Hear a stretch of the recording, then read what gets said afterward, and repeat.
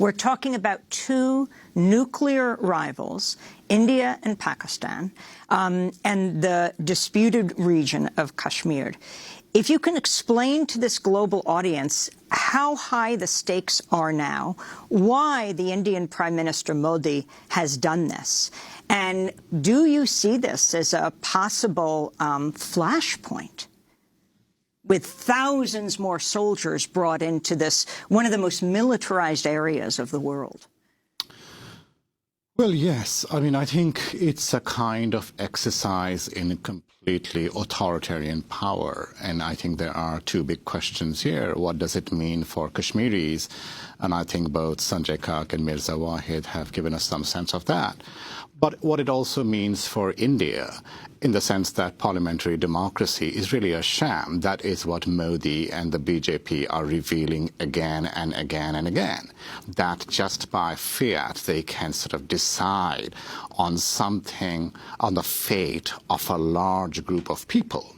Now, of course, which groups of people is really important, and it's not accidental. It is the fact that, the target is really Kashmiris and Kashmiri Muslims in particular.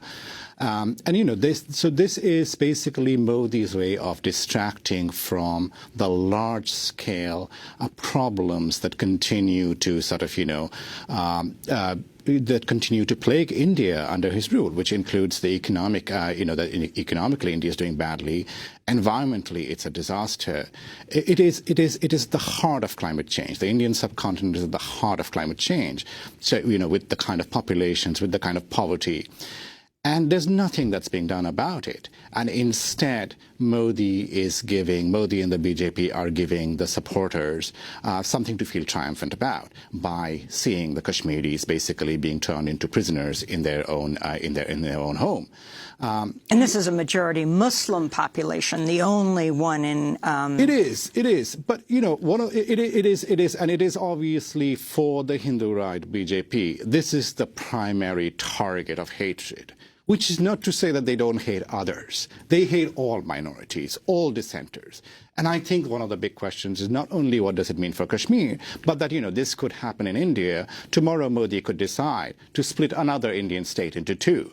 And, again, this is completely, it's a kind of escalation of the kind of violence. And the Indian state is not benign and democratic and, even without Modi and the BJP. But this is a kind of escalation of violence, an escalation of exercise of power from Delhi, and it's being done with the kind of short-term gains in mind. There is no long-term view. For the poor in India, there has always been this story that has been this fake news produced by the BJP campaigning that Kashmiri Muslims get special privileges, and the very sort of raw example of this would be a political a street address that I heard in Calcutta in passing many years ago, where the BJP speaker was saying that Kashmiris get subsidized meat from the Indian government for a price that you won't even be able to buy dog meat in Calcutta.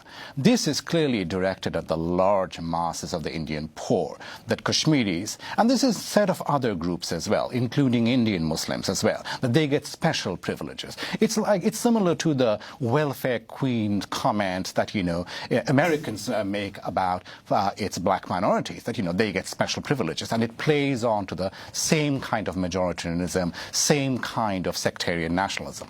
So that's one part of it. The other part of it is for the other part of India's BJP support, which is the sort of the more elite, the business crowd. And it is that now you can go into Kashmir and buy land. On social media is filled with Hindu rights supporters of Modi saying, we will now marry Kashmiri women. And you can kind of see the settler, colonial, racist, sexist, sort of the rhetoric at the heart of it. And so the idea is that they can now purchase land in Kashmir and basically turn it into an investment destination. So that's what Modi is doing. And so in that sense, I think there is a sense that, we are going to let more Hindus move into Kashmir.